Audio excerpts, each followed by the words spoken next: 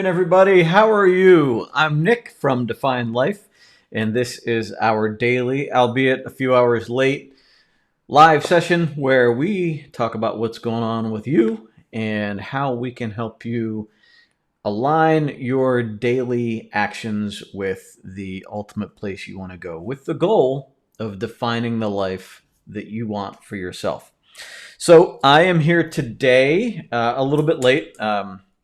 Tried to get some last minute grocery shopping and house shopping in this morning for before the weekend, before all the people got out. I wanted to be with the fewest amount of people possible in public, so did my best to make that happen. And I also missed yesterday because I had a plumber at my old place to look at a couple of things. So I apologize for that, but that's not something that I could afford to put off any longer. So wanted to make sure that was taken care of. I hope everything's going well with you. I hope you have some nice plans for the weekend, some responsible plans given the world we're living in these days. And it's funny because it's hard. You don't know exactly how cautious to be or not, because some people are going out and going whole hog. Other people are still maintaining a medium sense of distance, and other people are still quarantined in their houses, not coming out. And I think it all depends on your risk level. I think it depends on, your risk tolerance from a personal perspective. And I think it also, the area you live in. Some places like where we are in Pennsylvania, it's dropping, and the cases are significantly smaller than other places. That doesn't mean that can't change, but we're still trying to be, trying to be responsible while also, trying to figure out what the right thing to do is. Definitely wearing the mask, definitely using a ton of sanitizer, washing hands, definitely trying to go out in the smallest crowds possible. And the one interesting thing I saw, I think it was last night, was that they were talking about risk is cumulative. So, if you do one thing, you're adding more risk the more things you do. So if you do one thing and then that's it, then that's your risk. But if you keep adding more things, you're increasing your overall risk, which I thought was an interesting concept. It's pretty common sense, I guess, maybe when I think about it, but not a way that I thought about it in the past. So, it's funny because I think we kind of pigeonhole people into risky people or, people that are not risky, and we don't understand that there's a continuum of like all of these things. So pretty interesting. But first, let's get to our meme of the day. Our meme today: all of a sudden, everybody has become Sheldon. And I had this thought today because I was just walking around, and it was just I was musing at how different things are. I was watching somebody stand at the meat counter, and they're wearing their mask and whatever, and this is pretty much us, spraying Lysol and hand sanitizer and walking around like this. You walk into a bank right now, and you used to get arrested. They used to call the police on you if you walked in like this, but now it's normal. So, yep, that's where our life is right now. I'm going to hit the comments real quick. Hi, Suzanne from Florida. I hope things are nice and warm down there for you. We are coming out of what I hope to be our last cool days. It's 70 and rainy right now. I think it's going to be that way today. Tomorrow, 70 and sunny. And then we're hitting into the 80s, mid 80s, high 80s for next week, all week. I am kind of looking forward to that. Although I do like keeping the windows open, and I'm thinking mid 80s, not going to happen. I will get vetoed real fast on that. Angel, good morning, or good afternoon. Good afternoon, Amy. Good morning, Sis. Good day. I have to leave soon, but wanted to say hello. Sis, thank you for stopping by. I appreciate it. Lori, good afternoon from New Jersey. Hi, Anna. And Sharon says, today's life lesson: do not put an immersion blender into a full coffee cup. I actually don't know what. Because yeah, I got you. Yeah, I'm guessing that went everywhere. Made it a little bit of a mess. Yeah, I've been there. I've made a couple of messes. I've broken a lot of things over the past couple of weeks. Broken shelves, made a lot of messes. I spilled a coffee cup. I like yesterday morning, I was actually doing my Define My Day. And I have these nice little like ceramic round coffee mugs. They're really cool looking. And I went to go grab one. It doesn't have a handle. I just went to go grab it, and I picked it up, and it slipped right out of my hand. It hit me. It went all over the blanket. It went all over the floor. So not exactly how I wanted to start my morning yesterday. But, the floor got a good cleaning out of it, though. And I smelled like coffee for a couple more minutes, for a couple of minutes after that. So that's kind of where we're at. Put together a dining room table last night, which was not fun. Dining room chairs are actually not the fun part. I also dropped the table on my foot, so that was fun. I actually thought I broke it for a moment, and then I realized it wasn't that bad. But hey, that's okay. I did get some perspective today. It's funny because we all kind of look at the world from our limited perspective, right? And it's incredibly hard. And sorry, I have a pop-up that's bugging the crap out of me to get rid of. We look at the world from a perspective, right? And there's a guy that I follow online. He's I consider him kind of a virtual mentor. And I'm enrolled in his online courses, and I really respect the guy a lot. And he did a post a while back about being a victim or being a villain or being a hero in your life, and we all kind of play the roles. And it's funny because I kind of see where I've played that across different areas of my life. And we do it, we kind of weave it all in and out, but we always feel like wherever we are, we're justified in how we think. And especially now with everything going on, it's hard to see an opposing point of view or a point of view that we just feel is outright wrong. And you don't know exactly, how do you even expose yourself to that? How do you come to the realization? And I guess it a lot of times depends on where it comes from, because, it's funny. I watched this guy's video, and coming from him, I was kind of like, oh crap. Yeah, I can see how my perspective in certain situations where I thought I was a victim, where, I felt justified in behaving in any way I may have behaved or responded, but flipped around from somebody else's perspective. I was being a villain to that person. It's just odd, like all these perspectives, and right now with everything that's going on, you have your people that want to open, the people that think we need to stay closed, and there's all the range of people in between. And I experience it a lot in so I consider myself fairly middle of the road when it comes to politics, but no matter where you are, if you say something so I'm going to try to give an example, but I don't want to get political with this, but I'm going to try to give a overall example is that, if I were to say, I disagree with something President Trump has done, immediately, this has happened to me, immediately somebody says to me, oh, you'd rather have Hillary Clinton as president. And so that almost immediately throws me into a defensive posture and having to defend that position of wanting Hillary Clinton as president, right? Rather than and this happens in small things around the house too, right? So if we say something, with my wife, or if you say something with your husband or your wife, or anybody really, and they immediately overreach with the reaction and they kind of slam you into a side or a corner, and then you immediately find yourself trying to defend this position that you put yourself in when it's really not even the argument. And it's really not even how you feel. But because you were just kind of slapped, you find yourself in this place where you're going, whoa, how did I get here? Right? But you're not even aware of that. You're too busy trying to fight back.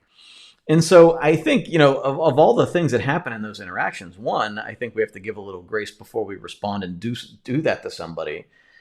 But two, the harder thing, well, they're both actually pretty hard, but the equally hard thing is when we realize that somebody's pigeonholing us in that way, is to sidestep that attack and say, well, that's not what I'm saying, right? That's not what I'm saying.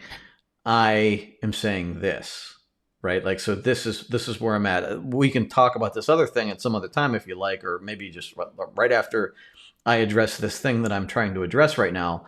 But I am not saying this, okay? And it's really hard. It's because you're all of a sudden you're almost overwhelmed by the subject matter that might get thrown at you, and you just have to hold it. So, and a lot of times, like now with the whole coronavirus thing, um, when you're now they're like the people. Like I just saw somebody posted something about calling the police if I'm not social distancing, like like that sort of thing. And it, like there's just this left and right push and pull, and who's quarantining and who's not, and all this other stuff. And there's all these perspectives, and so when you look at like people that want the economy to reopen, they're probably experiencing, they might be looking at it from the freedom perspective, but a lot of people are also looking at it from the monetary perspective. I thankfully have the ability to have some cushion and maintain income through this whole thing. But I feel for the people that, they might get sick, but they definitely will suffer if they don't make money right now. And how do you're not worried about getting sick when you can't afford to put food on the table because you can't work, right? So there's that perspective switch that we have to allow for, to understand that like there's, and that leads to creative solutions to help, come up with a solution for that problem. But when we're too busy just debating the points of it rather than, trying to work out a solution, it doesn't really help. We don't really do anything except just beat each other with facts and figures and articles and proof, and why we're right and why the other one's wrong and all this other stuff. So you sidestep some people that you can't have a conversation with, but you also then try to have really good conversations with the people that you can, and maybe you find some other people that are on the edge that can come in and join on that conversation with you. So this isn't a well thought out discussion right now. We're going to go into time blocking in a minute, but this is just kind of that thing that I was thinking through this morning, as I was going through all of the stuff that I was sort of experiencing this morning, all the different thoughts I was having about, I can see how, in one person's mind, I am a villain, for whom they react to me. I feel like I'm a victim. And then I've done something that somebody else could think might be similar. They're looking at something that I'm doing where they would look at it from the same perspective as the way I'm looking at this other guy. And so it's very hard to wrap my head around parts of it. I feel like if you keep asking questions, maybe that's the end of it, is that if we can keep asking questions when faced with things that are highly emotional, why is this other person upset? Why does this other person feel this way? Is there any common ground?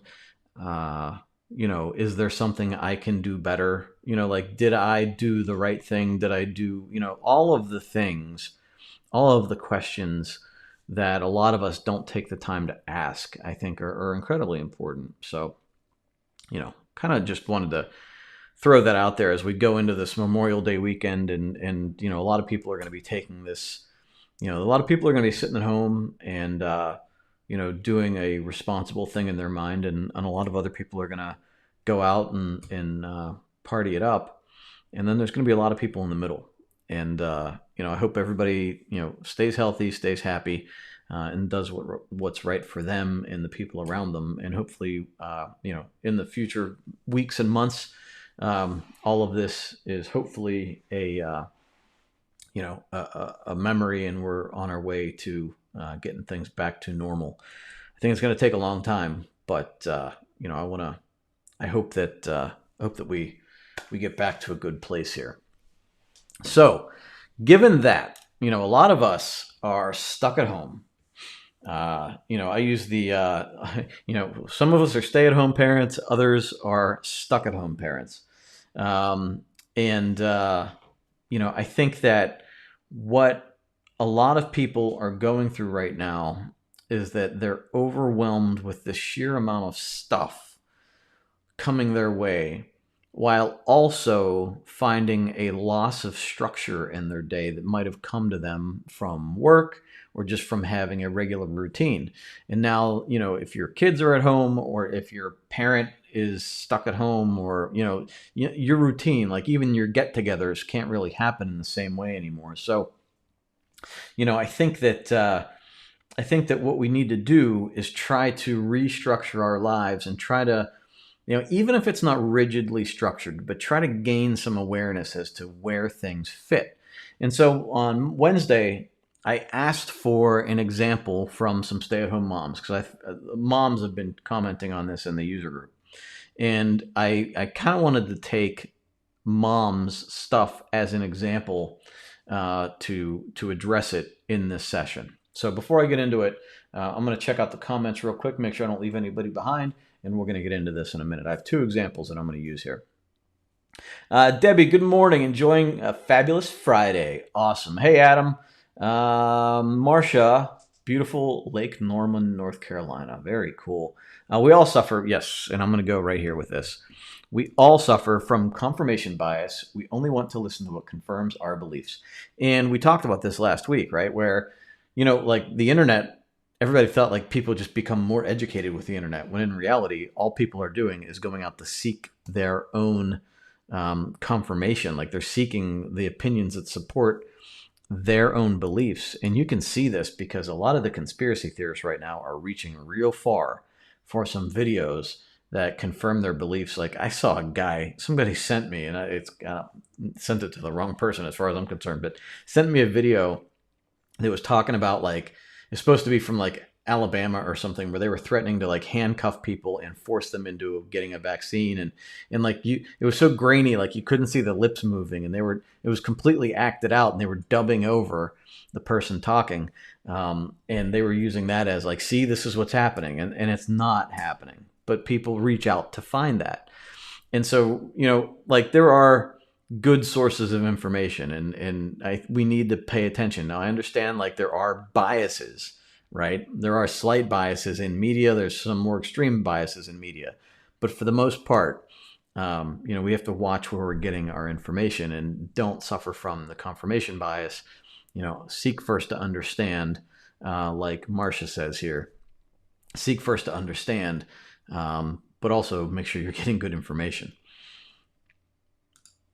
Hi, Levi. I am on now. We're a little bit late today. Good to see you too.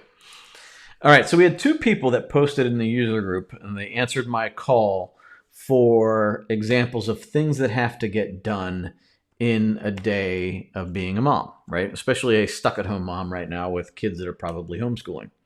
So this person listed self-care, which a lot of things can be encompassed in self-care for each individual person. Get dressed, make the bed, define my day, load the dishwasher, I'm assuming, load or unload the dishwasher, laundry, breakfast, work, paperwork, household paperwork, exercise, meal tracking, supper, prepare supper, eat supper, recharge electronics, clean out the litter box, homeschool my kids, go to any appointments that I have to, and run errands, right? So a lot of stuff that goes into one day. The next person wrote, got to do laundry, load the wash, change the wash, load the dryer, take clothes out of the dryer, fold it, iron it, all that stuff, right? Take care of the dog's flea and tick issues, prepare dinner, like pre-prep dinner, make breakfast, homeschool, do the dishes, vacuum the house, check pool chemicals, meal plan, grocery shop, reboot the laundry, which I don't know what that meant, but if you're watching this, let me know what reboot laundry means. If anything, my washer has been acting weird, and that might need to be rebooted. Check the mail, take out the trash, clean the house, plan my day, give my kids and animals their medication, take my own medication, review the household budget, and read. So all of these things that we have going on. And I would bucket these things.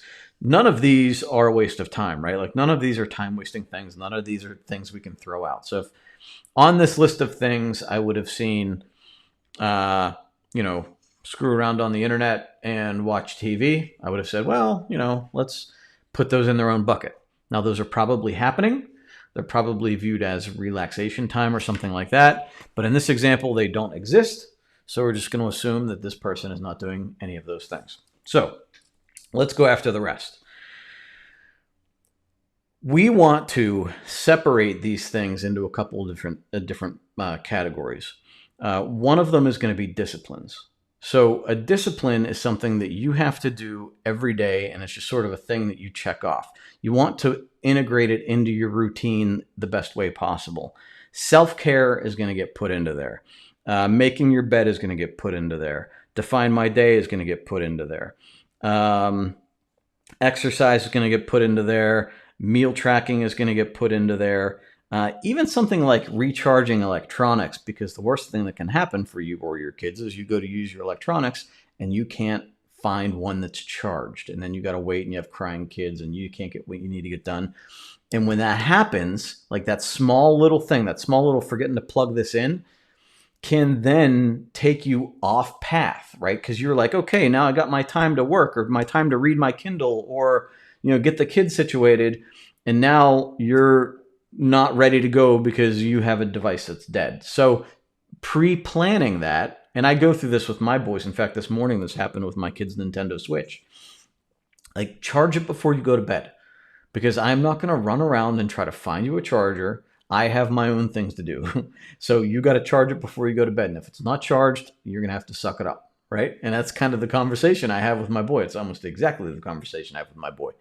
And we and it's the same for us. Like, I need to make sure that my Kindle is charged if I want to be able to read it, right? And if I go sit down tomorrow morning and go to read and my Kindle's not charged, well, that's screwing up my time that I have that schedule. So now I have to adjust. And when you adjust, you're just going to waste time. So you work all of this stuff into a discipline for yourself as you feel necessary. The homeschooling has to happen. We have to work that in there, right? That for me is probably going to be more of a priority or an obligation. But then you have appointments that show up in here and the errands. So the disciplines, what you want to do with the disciplines, all of these things that we just talked about, the self-care, the getting dressed, the making the bed, define my day, you want to try to use a technique that they talk about in Atomic Habits, where you chunk everything together into a sequence. And so the goal being, like, you know how, like, I don't know if this has happened to you, but if, say, you're getting ready in the morning and, you get up, you go to the bathroom, you clean out your ears, whatever, think about when you brush your teeth, right? That time period, whatever comes before it and whatever comes after. Now, let's say your phone rings right before you go to brush your teeth. And then, like, you're talking on the phone for 10 minutes and then you get back to it. And you ever forget to brush your teeth? Like, you get on to the next thing and then you walk out the door going, wait, I forgot to brush my teeth, right? You ever have that happen? Or maybe all the sequence of events after that got all screwed up and your morning was like, wait, where am I at right now? What did I forget to do? Like, maybe you forgot the thing after brushing your teeth, right? And so, the thing is that, like, that pattern is imprinted into your brain, and that's good, right? It's the same as thing that happens, like, when you're driving home from work and you have to stop at the grocery store or you have to drop something off at the mailbox, and the next thing you know, you find yourself in your driveway and you forgot to do that. It's because you drove home on autopilot. Your brain has this entire thing mapped out in your mind, and stopping at the post office was not in that. So you got all the way home and you're like, oh, I gotta turn around and go to the post office, because you were just on your track. And so those are good, like those hardwired habits, as long as they're good, because it also happens if you're a smoker, if you eat garbage like me when you're watching TV. Like, as soon as I sit down, I want to eat. Like, next step is grab my bag of chips. So you want to create these habits, these discipline stacks, these habit stacks, where you're chunking all of these activities together and you can get them done like this, right? So for me, my self-care in the morning, right now it's all out of whack, and I'm not getting everything done in the right order and efficiency because my schedule is so thrown off. This is the first week where I've actually started to get back into it. But so for me, I wake up, I walk downstairs, I grab a coffee, I grab my Define My Day, I grab my iPad, I sit down in my chair, and I meditate, I read, I define my day. And like that's like my sequence of events, right?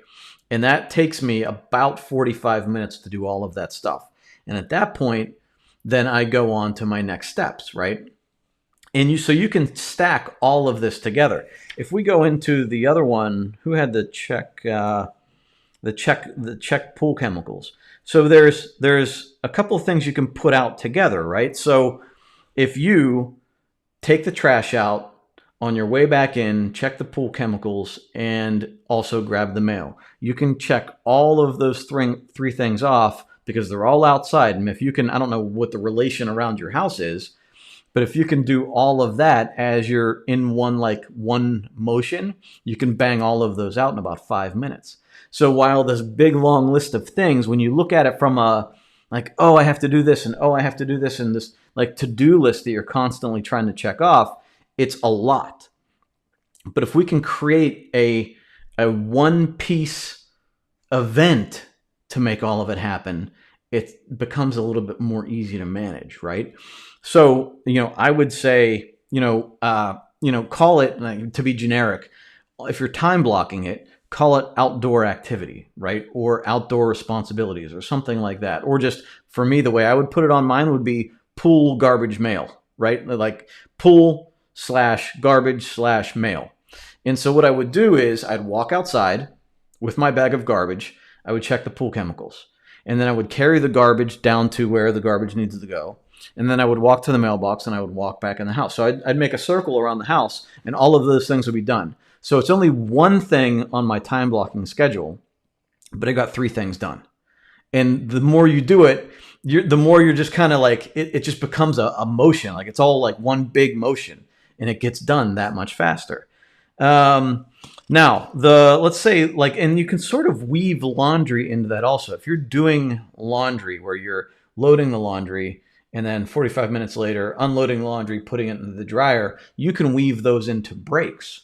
And that's the way I handle it, is that, so if I do priority number 1 at 9 o'clock, then laundry would go in at 8:45. I go up and do my priority number 1.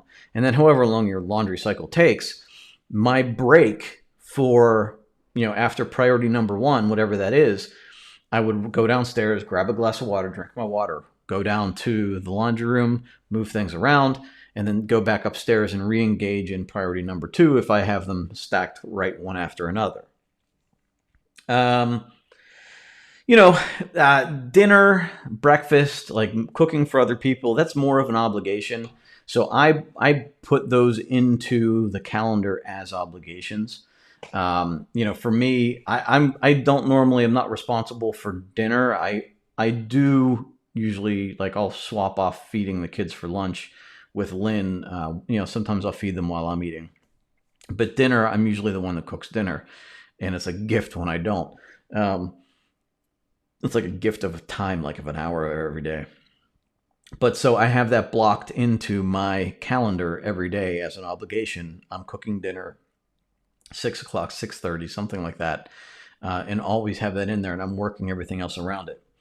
What I didn't see in both of these examples would be priorities that move you forward. And that's what I want to challenge everybody on, is that you can time block all of these things and you create these habit stacks, you chunk these things out, and you create these events for yourself to kind of make like a half an hour, 15-minute chunk, something like that. But what I want you to do is try to practice something that moves your life forward every day. And that can be a half an hour long, it could be an hour, it could be 2 hours, but it's something bigger than the daily obligations, disciplines, and things that we do. And it's different for everybody. right? It could be learning an instrument. It could be getting healthy. Like if your health right now is a priority, then you can like exercise for you might be your priority. But then it's going to have to like as that becomes more of a habit, if that becomes more of a discipline, you have to kind of grow into a bigger priority. Now, for me, like my priorities over the past couple of years directly connect. I've been working to directly connect my priorities with my values, right? My goals and my values for me as a person, being a good father, growing a responsible business, being a good husband, like that sort of stuff. And so, one of our huge goals was to, move into the new house. We all know this, right? I've talked about it every day for like a month now. But so that was my big goal. Now, so that being my big goal, it's not like that could be directly related to daily activity where I'm like, okay, today now priority number one is work toward house. But it was always up there, right? And so daily, I would like try to grow my business, right? So I was doing something that would grow my business every day. Now, maybe one of your priorities is deepening your relationship with one of your kids or all of your kids. Hopefully, you don't leave one behind. But you want to deepen your relationship with your kids. So you would pick something that for half an hour, maybe you sit down and have tea with your kid at the kitchen table, right? Or maybe it's with your spouse and you sit down for a half an hour and schedule time to sit down with your spouse. And maybe you come up with, okay, let's just say this. Let's say that is your goal. Let's say deepening your relationship with your spouse is one of your priorities, right? And so you would make that into maybe a 2-task thing. One part of the task is sitting down for that time, that 30 minutes or 1 hour, whatever. Maybe task 2 would be think of a topic before you sit down. So, like say like an interesting question. So we have these books back here, wherever they are, over there, like the couples like inspirational, like you can even Google things like, what's something, like a topic starter, a conversation starter that I can have with my spouse, right? And so task number 1 is schedule a time to sit down with my husband or wife or my kids. And task number 2 would be, come up with a topic that we can discuss. It doesn't have to be serious. It could be anything stupid. Who's your favorite Olsen twin? Like whatever and why. Like it can be that crazy. But that can be your priority for the day. And that little bit, like just creating that little bit of a gap, like that little intentional thing that's moving you toward that ideal place that you want to be in your life, that ideal person that you want to be, right? So that's where we're going with this, is that we can get lost in all of this stuff. I mean, look, this list, let's go through the list one more time real quick. Self-care, get dressed, make bed, define my day, dishwasher, laundry, breakfast, work, paperwork, exercise, meal tracking, supper, recharge electronics, clean the kitty litter, homeschool, appointments, errands, like all of that stuff. We can fill our days with that stuff every day. But when we can try to organize it into chunks, right?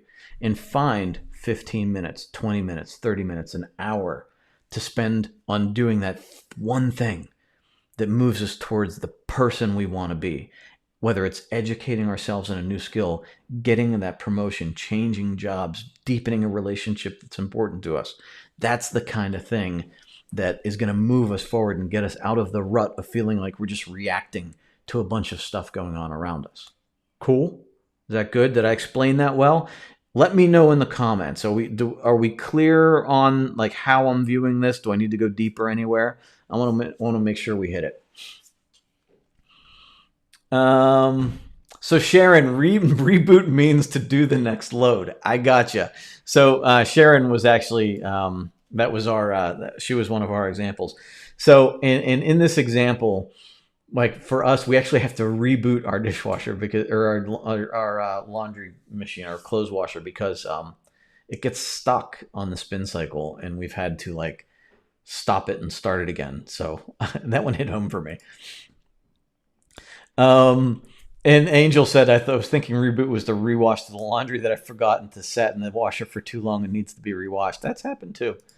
Yeah, that too. Debbie says, while I'm on top of my daily habits, my life runs so beautifully. Yeah. So like when I feel the same way. Like things just click when you're on top of the daily habits because you're like, it's just efficient. And then you find gaps, you find time to do things you enjoy, right? Like we haven't had a moment to walk around the block in this neighborhood yet. And it's becoming a priority for us because, we haven't been able to find those gaps. But as we find our routines, those gaps are going to start appearing. We have to be intentional about filling those gaps with stuff like that. Um, Plus, checking off boxes is so satisfying, but it's addictive. And that's a dopamine trap, right? So we don't want to be checking off boxes for the sake of checking off boxes. And that's what happens. That's what happened to me is I would have a long list of things that I would not prioritize. And so I was addicted. I would pick the smallest things first because they were easiest to check off. And I would have a list. If I had a list of 20 things and 15 of them were checked off, they were all the smallest things. The 5 biggest things that would have changed my life didn't get done because I was addicted to checking off boxes and not investing time where it mattered. And that is the big difference that happened for me here. Routines that get disrupted create a ripple effect that sometimes doesn't allow my day to continue smoothly without intentional and focused actions. Yes. And that's why we have to protect those routines. So many times, especially if you have kids in the house or somebody that just doesn't want to play nicely with it, that's why we have to guard that time. That's for me why I have to wake up before everybody else, because if other people are awake, like no matter how much I try to say, look, if my door is closed, I'm busy, let it wait until I'm done. Somebody's still knocking on the door of Dad, I gotta, whatever. I need to charge my whatever. I need whatever. So I try to create spaces where, like in the morning before everybody wakes up, I have a solid 3 hours to do what I need to do for myself. And then if I need to react, I can after that. But, and I think going back to this real quick, because other people say it, like, like we had someone who in the past, like their computer blew up and the same thing happened to me. All of that is going to happen. We don't want to be in that situation all of the time. So like unexpected things happen, they knock us off and we can refocus and readjust and get back, as soon as possible. But my struggle has been moving forward in a systematic and like even pace when something wasn't screaming at me. I would give up a lot of ground many times in life when there were no emergencies. I would start to get comfortable, right? And when that happens, we give up ground and things build up on us until there's another emergency. And then we get ready to respond to that. And then that's when we get knocked out, is when some other emergency actually comes along and hits us. Because now we let other things go for so long that now we have like things building up on us plus an emergency hit us. And now we just can't handle it all. We're on overload. And it quickly goes from comfort to stressed out and ready to explode. So if we move forward intentionally every day, then we are prepared to adjust when an emergency does happen. And then as we can quickly get back on pace, the quicker we can do that, the better. And the more practice we have in that, the better we can do it. Sharon says, I was subbing, then I was at home, and then I got 2 part-time jobs at the same time, and I lost my life balance and everything was out of whack. I hear you. I hear you. That's I hear you there. Sis says, I like to do laundry with meals. Start laundry before breakfast, dry laundry before lunch, fold laundry after dinner while watching an episode. That is a great example of a built-in routine, right? So she has habit stacks built a couple of times throughout her day. Sis, that's exactly what I'm talking about. Good for you. Sharon then says, then a kid husband interrupt and thread of chunk gets lost. Next thing is 45 minutes later. And so I'm going to use my father as an example today. So my father did something today to himself from an IT perspective. And He needed something resolved like ASAP, right? And so I sat with him, but as I was sitting, like talking with him, talking him through it, I'm thinking to myself, the time is ticking away. Like I'm being diverted from what I was supposed to be doing. And it's funny because I was doing my time blocking. I was sort of backtracking my time blocking before this session. And I have this space in the morning where I couldn't remember what I did. And there's this big gap. And now that just reminded me I was on the phone with him. Like I kept thinking to myself, I didn't get anything done in this 45 minutes. Why didn't I get it done? It's because I was on the phone there. And it knocked me off. I had to readjust before I got back down to work. That can happen. Now look, I mean, like in my case, I was like, hey, it's my dad, he's done a lot for me. Like, but it can't, like that's a one-time thing. If it's an everyday thing or if it's a common thing, that's when you have to sort of set some boundaries. Like, I'm in the middle of something right now. Can I call you back at 2 o'clock or when I'm finished or whatever, right? You can't let it always happen all the time. The area where I've had to set those boundaries is with my kids. Like with my kids, it's like, no, like right now, daddy is working. I will talk to you at whatever. And then it's my responsibility to follow through on that. Yes, so good, but I'm taking notes. And yes, any more you have to teach, I'm listening. Levi says, I have 14 years to make up for, so every day I'm trying to be intentional. Just need to get even better. And Levi, this is all about growing that time awareness, right? And trying to be more efficient. Anything you can stack together in a habit stack like that, you're chunking it into one block and creating a routine out of it. The more you can do that, the better. Now, it sucks when it gets knocked off. Like when you're halfway through a routine and somebody knocks you off or something happens, it sucks because trying to regroup kind of hurts mentally. But, that's like a one-off thing. Every other day that you're going through this, it feels amazing. And you're just kind of like blowing through it. And then you don't even realize when it gets hardwired into your brain, you don't even realize it anymore. It's not even work anymore. You're just sort of getting it done. And then we're like, wow, I have so much more time now. Any more examples would be great. Besides the 14 years of your can't read. Hold on. Let me reboot. Any more examples would be great. Besides the 14 years of important that's turned into urgent, I struggle with interruptions within what I've blocked off and having to readjust. And so that goes into that setting up that boundary. And there's two components of it, right? It's setting up the boundary, but then also the expectation that you will fulfill your obligation in coming back around to it. Part of my problem, I do this with texts, emails, phone calls, and my kids' requests. I stopped responding to texts immediately because as soon as you're off responding to a text, as soon as somebody texts you, you're off for 15 minutes, right? Or however long. And then you're like, wait, where was I? Same thing with answering the phone. You can get into a 45-minute phone call like I did today, commonly if you answer the phone as soon as it rings, right? And so what I had to do is realize where I was and can I take this phone call right now? And a lot of times that is no. And so, like if you realize how much time you waste on a phone call or a text exchange or whatever, and realize that just sapped a lot of your productivity out of the day, then you have to say to yourself, okay, look, can I respond to this later at a different time when I'm not handling the things I need to handle? And the backside of that is that you then have to respond, right? Frequently with me, because I'm still sort of learning this, is that I won't respond to a text for like a day or two or longer.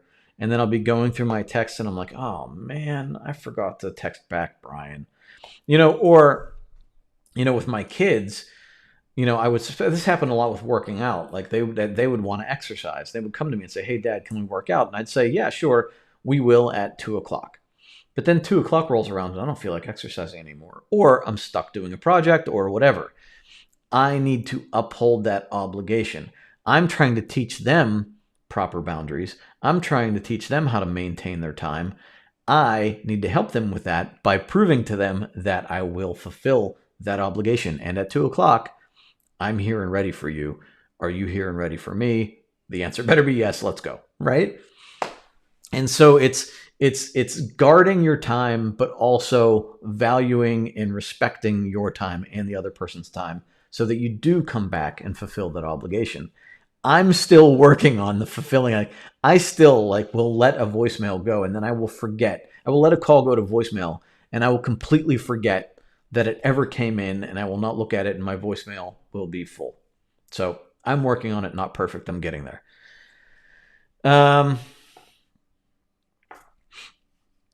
Debbie says, since I began to telework, I built a block of time for crisis management. That's actually really good. It seemed odd at first, but now I can get back on track without missing my timetable for tasks that must be completed. Yeah, I think that's a great technique. If you can block off like I might call it crazy time, block off that time at a certain point and just say, okay, I'm just going to handle all this dumpster fire. Sharon, Levi says, Sharon, yep, me too. I had 10 years of someone intentionally interrupting me, and that hurts. It does hurt. And a lot of times they don't mean to, they just don't know any better. It's habits. We all have these patterns built up over years of our decades of our lives, and it's hard to break those patterns. But boundaries.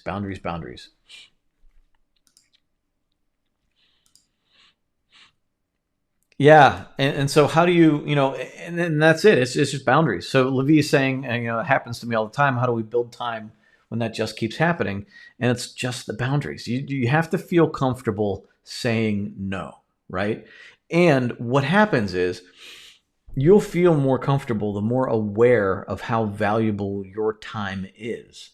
So the more you see all of these things blocked out in your day. So, habit stack 1, which is get ready for your day. Habit stack 2 is get everybody else ready for the day. Habit stack three is whatever. The outside habit stack. All the things we're talking about. The more you see all of that and understand how valuable your time is, you'll feel more empowered to say, I will get to it, but I'll get to it later. You just have to get to it later is the thing. You have to respond. Or if your response is, that's just not something I can take on right now, that's okay too. You'll feel more comfortable saying I'm never going to take that on. But we don't. It's a human phenomenon for us to say, yeah, I'll help you out with that. When given the choice in the overall grand scheme of things, we would never do it. We just want to because we want to feel like we're being nice, we're being respectful. But in reality, a lot of times just making that person, solve it themselves is usually a better solution because it leads to them solving it themselves more and more as time goes on.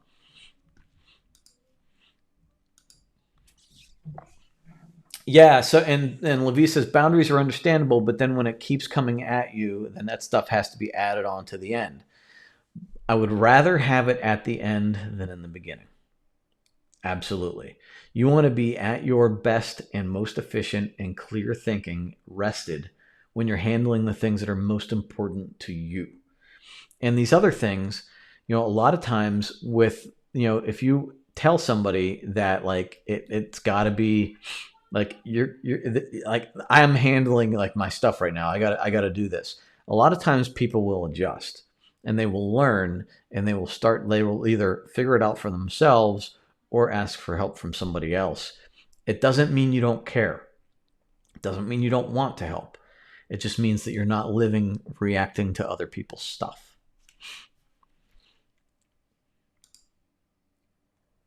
Yeah, text and calls, it all does a lot of throwing off, and it all adds up. 15-minute phone call here, 15-minute phone call there. If that happens 4 times, that's an hour of your day gone.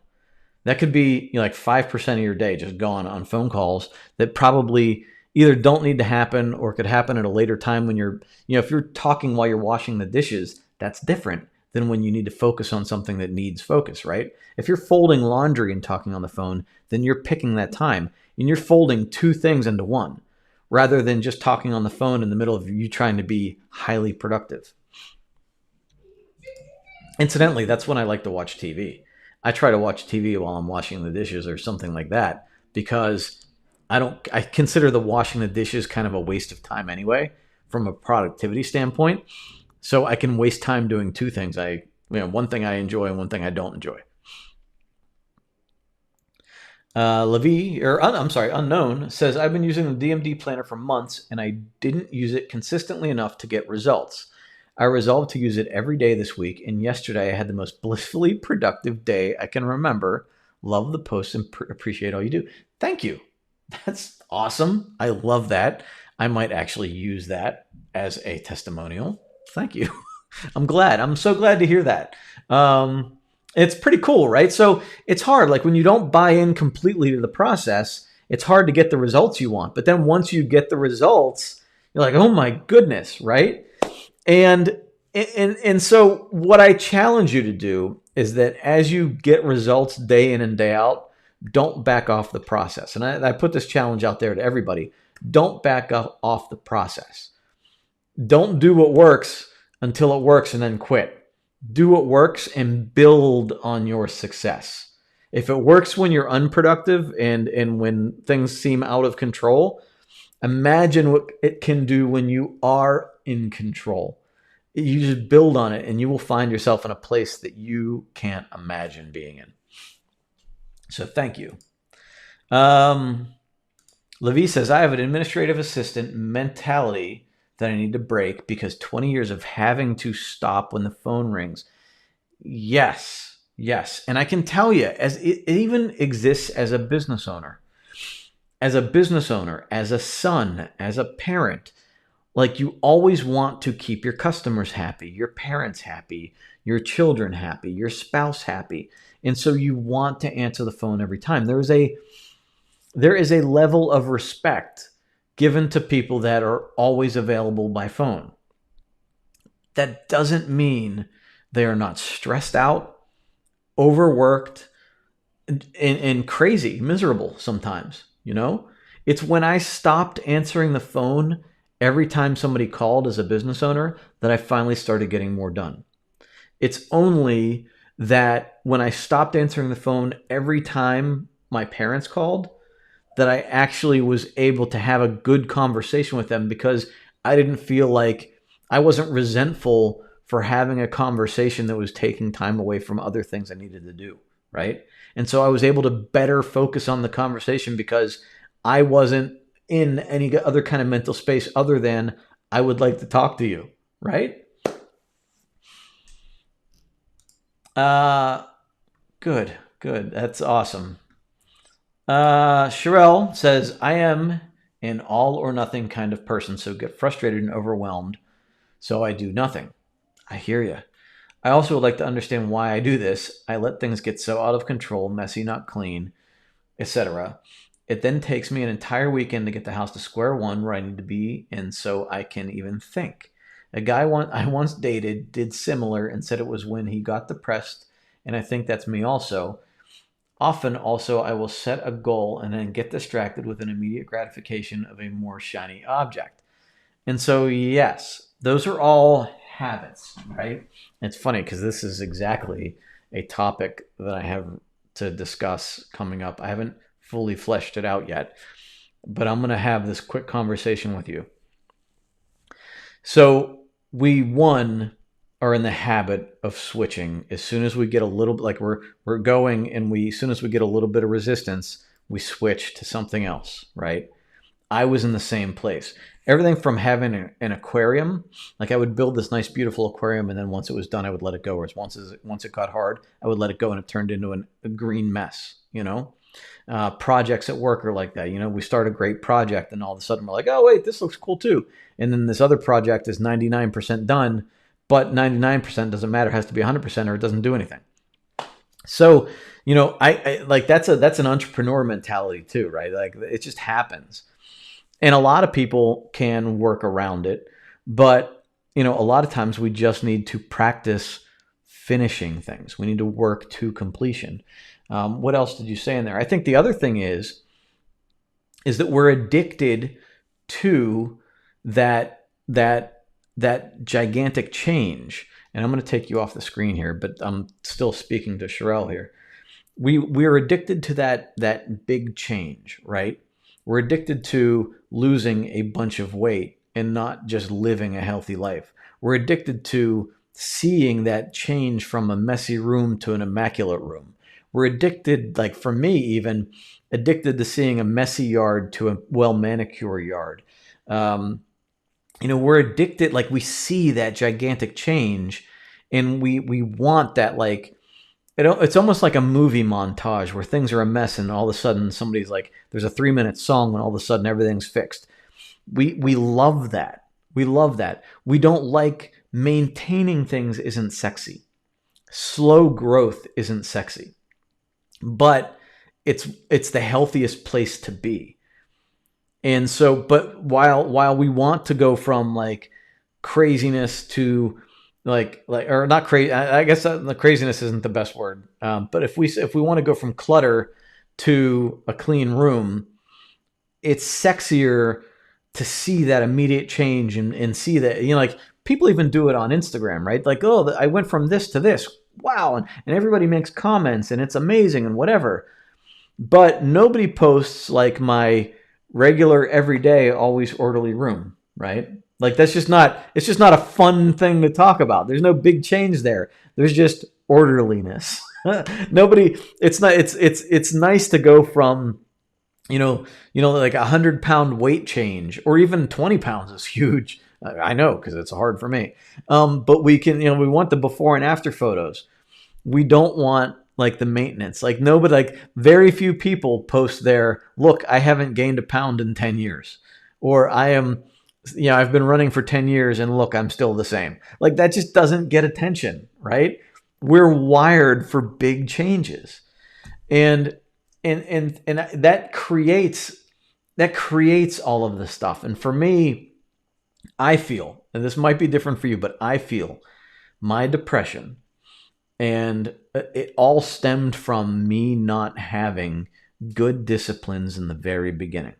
I didn't know how to, there were a lot of other things going on, but I didn't know how to maintain a level of normalcy, and things would build up to the point where it just seemed like a disaster, an insurmountable disaster. And that created depression. And then you get a dopamine hit.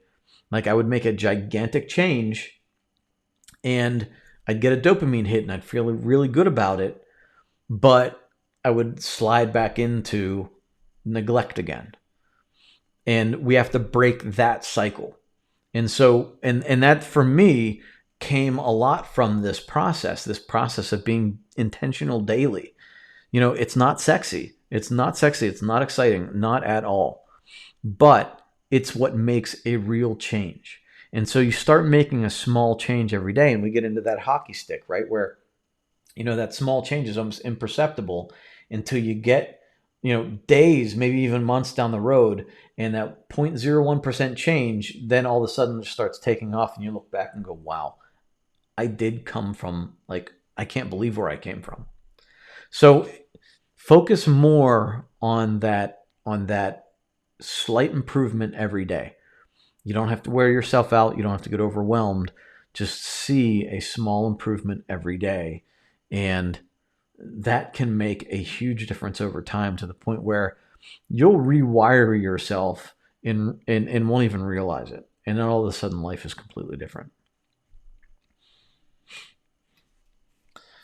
Sharon says, and I can't see the string, so I'm not sure, but not habits, LOL, homeschooled kids who need a 2-liter bottle and a butane lighter for chemistry, helping find lye, cabbage, toilet bowl cleaner, window cleaner, etc. for chemistry experiment. So Sharon, what I would say in something like this, I can't see exactly how this is on Facebook, so I don't know how you're responding exactly. But the way I would look at this from my kids, if they came to me with a list of things they need, did they come to you right when they needed it, or did they give you, did they come to you when they got the list of things they needed? And so for me, if my kids come to me and say, I need all of this and I need it for class in 20 minutes. Yeah, well, that, my response could be, well, that's not going to happen. Or 2, I'll take care of it this one time. Next time, you better give me better notice. And then I can work that into my shopping schedule, right? Like, so if Thursday is the day I go grocery shopping, or 7 a.m. is the time I go grocery shopping because nobody is there and I can get in and out quickly, and it's part of my morning time and not part of my priority time. Anytime you can plan something out better and create a schedule for that, when you choose the time for it, you can choose the time that at least negatively impacts you, right? And so it's a lot easier to get a 2-liter bottle and a butane lighter for chemistry while you're already at your regularly scheduled grocery shop. Or if you can simply just go on Amazon and order it and it comes in 3 days later. It's a hassle when it's an emergency and you have to take time out of your day and run around and do all of that stuff. That's what we want to avoid. So we want to pre-plan as much as possible or offload, right?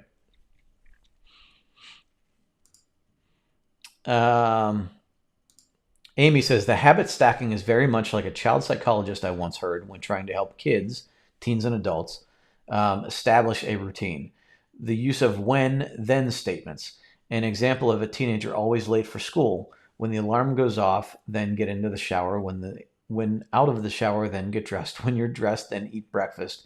Very much like advice you've shared. The when, then statements are very helpful with kids and myself. What that's also doing, Amy, in the book Willpower, he discusses just looking at the next step. So rather than looking at like, I have to get ready for school, you're only looking at the simple next step. Alarm goes off, I get up out of bed. I then get into the shower. Like, you're only looking, the brain digests those small steps much more easily than I have 45 minutes and I have to get ready for school, right? Or get ready for work or whatever. When you look at that big thing, it's hard to digest it all. So we tend to procrastinate and we tend to put it off, right? And so if I were to look at my yard, and I'm looking at it right now, right? I'm looking at my yard going, oh my, we have to do a ton of stuff. I was even at Home Depot this morning buying a couple of things I did need for this weekend. I put off buying a bunch of flowers, vegetables, mulch, dirt, and everything else because I know I don't have time for all of that. I have segmented that in a place further down the timeline. That's a project that I'm not going to take on right now, and it's down the road. And I have like the next steps of a bunch of stuff, and I have it planned out in that way. I actually confused two things there, but you kind of know what I mean there, right? Debbie says, I've set up a process for myself that before I say yes to others, I ask them for examples of how they have attempted to resolve the issue prior to coming to me. That is genius. That is genius. Debbie, thank you for that, because that is a simple way of explaining something that I've seen across a lot of ways, and it comes off less like, did you take care of this yourself first? Like, it comes off like less, it comes off more gentle. So I love it. Debbie, way to go there. I love that. It was hard to do at first for both of us, but it made me respect my own time while encouraging them to challenge themselves first to find an answer. What have you tried already is a simple way of asking it. I love it. What have you tried already? I love it. Debbie, I love it. Thank you. And that's it. I mean, that can solve a lot of problems for a lot of people. Sherelle says, I will also start on a priority and let it go on and on until fully completed and no time left in the day. Everything related to work seems more important than my personal needs. I put things off and they get backed up. And so there's your boundaries, right? That's boundaries, and that's also chunking things out. Again, I've fallen victim to that too, where you just want to get things done. And so there's this middle ground. There's the on one side of things where we never finish things, we never take it to completion. And then there's the other side of things where we overwork ourselves so much that we burn out and don't have time to be healthy for ourselves. We have to find that place in the middle where we are healthy and okay. And so, planning out that next step and fulfilling it, it's maybe a little bit of discipline in there, maybe a little bit of willpower, upholding obligations to yourself. So for me, I'll tell you right now, the garage is an example for me. I got to the garage, I got it to a point where I'm happy with it and I could let it go, but I need to uphold the obligation of coming back to it and continuing to take steps with it, or in 6 months it'll be a disaster and my wife will be mad at me and I will feel overwhelmed with it, and I know it'll be in the back of my mind. So I need to uphold the obligation. Look, I didn't take an entire day to clean out the garage or an entire weekend, but what I am going to do is get it to a place where I'm comfortable now, and then schedule a time in the next, week or two where I'm going to get back in there and continue on down the road. So you have to get to a place where you uphold your own obligations and follow through, but not necessarily all at once. You're taking advantage of energy there, but you don't want to burn yourself out. I've done it. I've done it many times. Angel says, I tell my kids that lack of preparation on their part does not constitute an emergency on my part. That is genius. Sherelle says, yes, disaster, depression, going out to escape, spending money I don't have, adding calories from food or drink I don't need, and feeling too tired the next day to be effective. And it just continues, right? It just continues. I've lived it. I get you. I get you. Francine says, came to this late, sharing so I can get the rest later. Thank you. Hi, Francine. Seems to be something I really need to see here, concentrate on. Well, I appreciate that. Thank you. We'll be here. It's here saved on YouTube and it's saved on Facebook. So thank you for joining us. Willpower, by whom? You're going to make me look it up. I could not remember. It's Baumeister. But hold on. You know what? What I'll do is I will post the link in the comments here for you. But Willpower, one of the authors was Baumeister, and I can't remember the other guy's name. But I'll get you the whole link in the comments here. Debbie says, I'm halfway through rebuilding my house from a tree crushing it last September. Wow.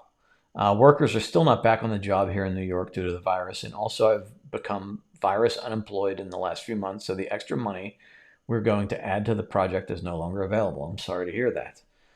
We are figuring out how to live in a half rebuilt house for several more months. I'm doing a few small tasks a day, and my payoff is waking up to a working kitchen or all of the boxes are in the garage. Being overwhelmed didn't fix how do we live like this for many more months, but taking a small action every day is. Perfect is not an option here. Progress is a daily reward. So you are taking a situation that many of us may not be able to handle very effectively, and you are doing a great job by exactly what we're talking about here. It has to be done, right? So you just press on in a manageable way every day. Good for you, Debbie. Sorry to hear that happen to you. It's a terrible situation, but I'm glad you are doing what you need to do. That's amazing. All right, I'm going to get off and on with my day. I thank you all for joining me. It was a pleasure being with you. I hope you are having a great Friday. I will pop in through the weekend. I might not be here exactly at 10 o'clock. I will do my best, but I have a lot of things I need to do this weekend. So I will be popping in. If I miss you, have a great Memorial Day weekend. Stay safe, stay healthy, keep moving forward, and I will see you soon. Bye.